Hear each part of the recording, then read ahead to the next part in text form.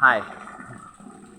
This is a video I have felt I need to make a long time, but I've been putting off and making because it's not something I've really talked about on a public video before, but it's basically my experience of going to a hellish realm 10 years ago during a really bad ayahuasca trip that was part of the trip that really led to my spiritual awakening.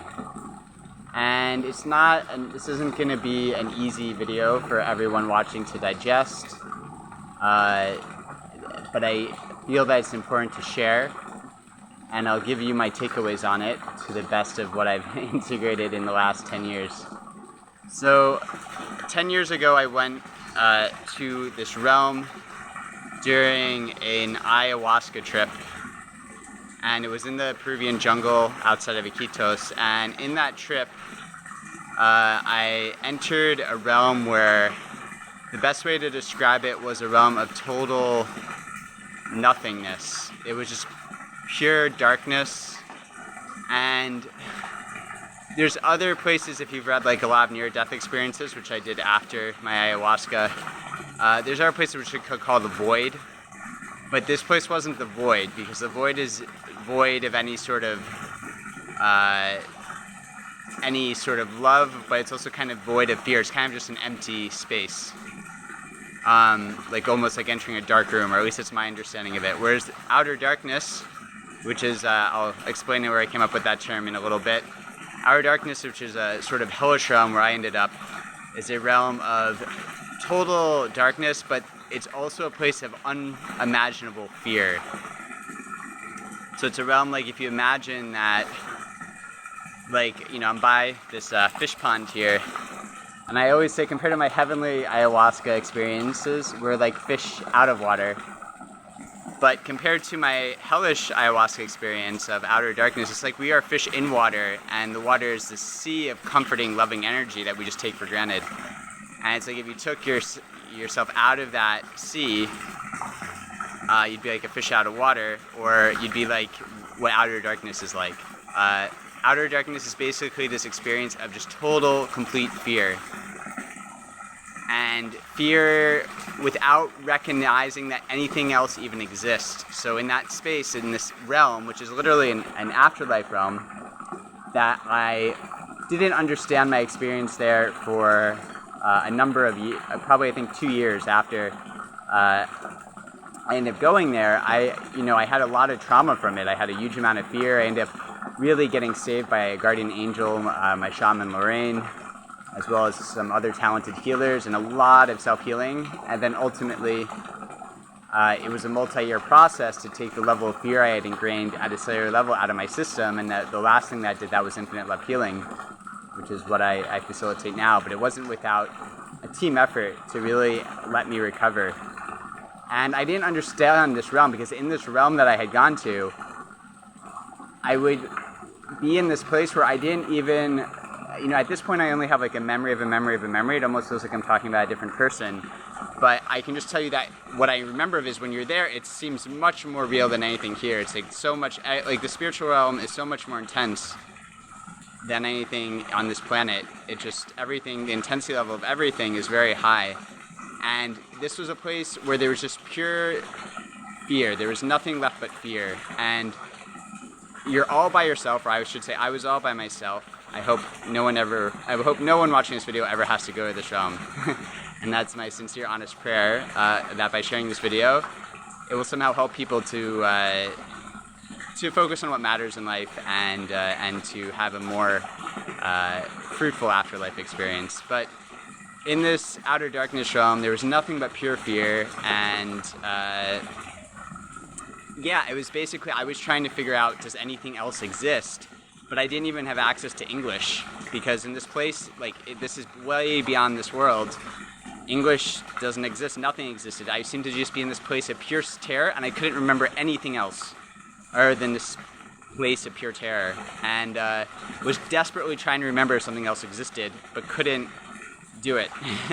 So this was where I ended up, and I didn't understand this realm for a couple years after. Then I found Edward Casey, who is a great American psychic, Christian mystic, And he wrote extensively about the different afterlife realms. He trained himself to be able to have spontaneous near-death experiences, go into these realms, channel, and have someone record whatever he was speaking while he was basically not even in his body, while he was like out in these other afterlife realms. So he chronicles like 16 different levels of heaven in more extensively than anything I've ever seen. It's very fascinating, actually, when I found his stuff. But when I found his stuff about the more purgatory and then the I guess we can call the hellish realms, he describes this place called outer darkness. And outer darkness is a place of just pure loneliness, just pure fear, and fear that's panicking over and over, and it's like thousands of times greater than any fear that you can imagine experiencing in the human body, or at least that's how I remember it, just exponential fear. And that's all there is, there's nothing else. So it's obviously a horribly terrifying place that you never want to end up in.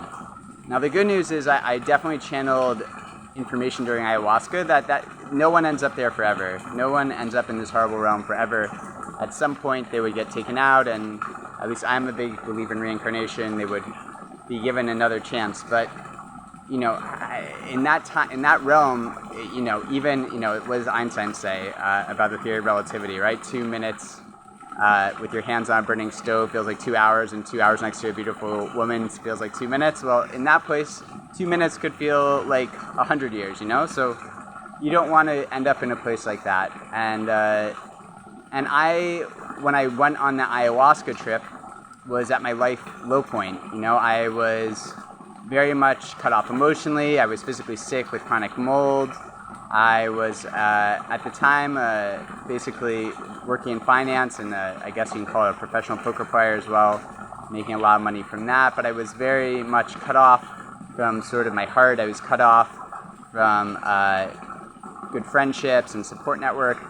So I was basically going there at my low point.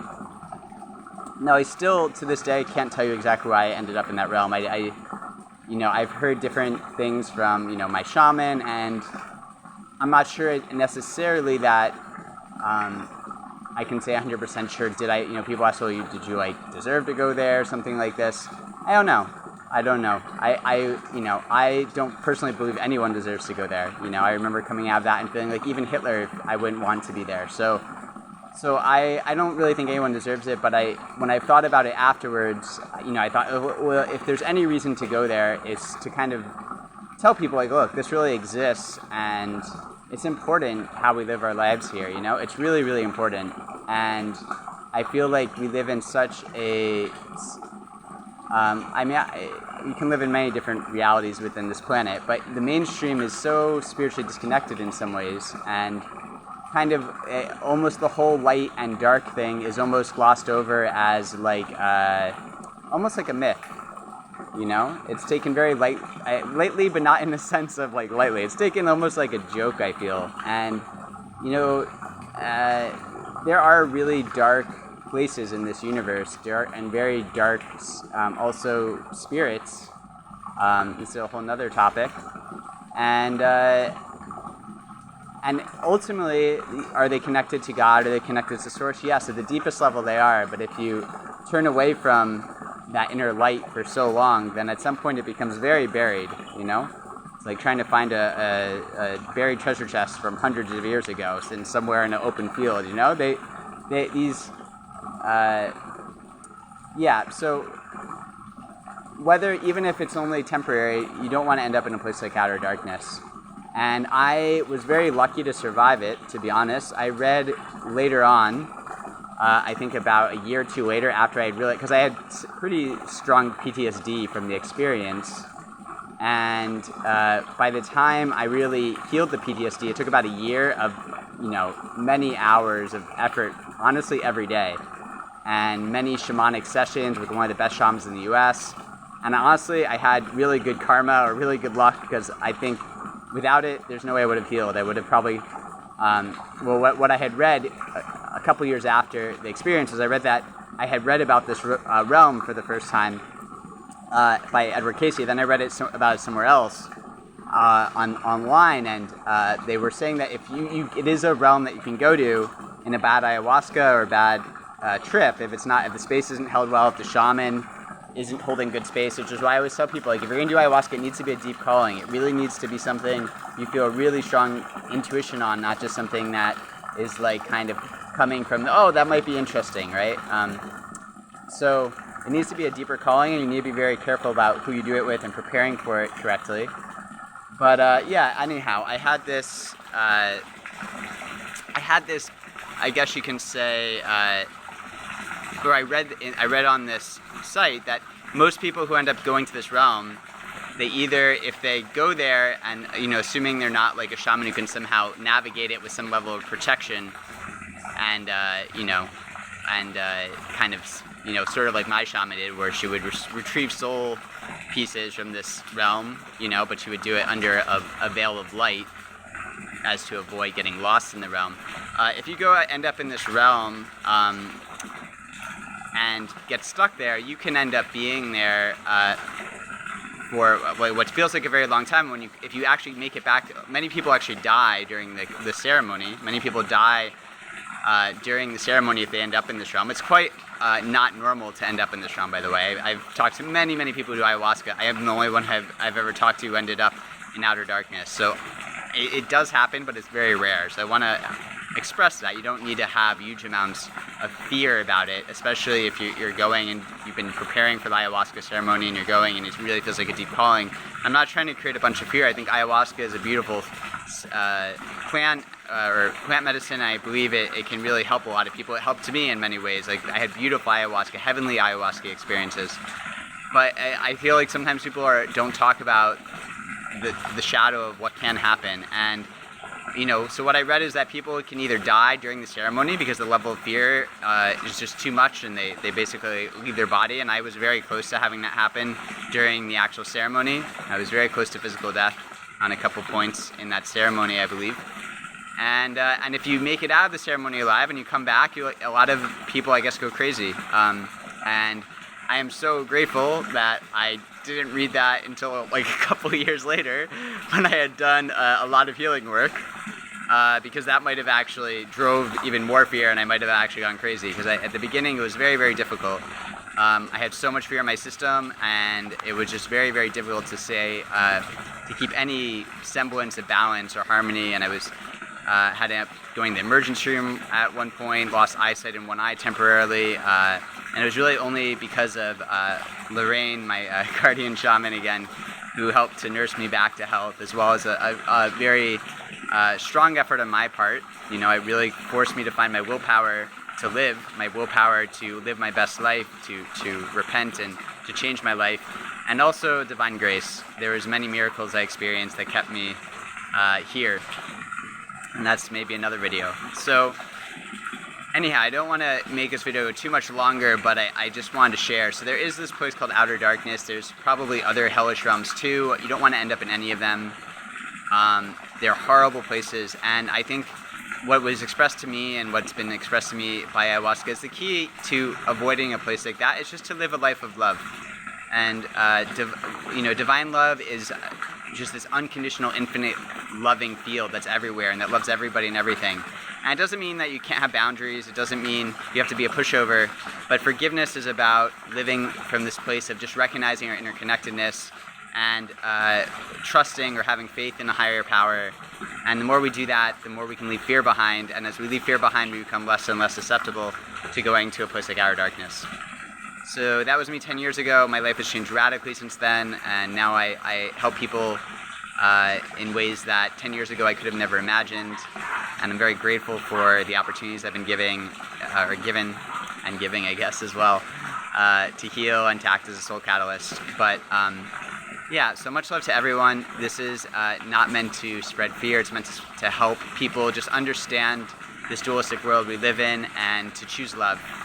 So choose love. If there's one message of this, is choose love every day. Make it the center of your life. Choose consciousness, peace, love, whatever divine virtue you find most authentic to you. Use that as your intention, as your guiding light, and we can rejoice in the heavenly realms of the divine after this life. So much love to everybody, and take care.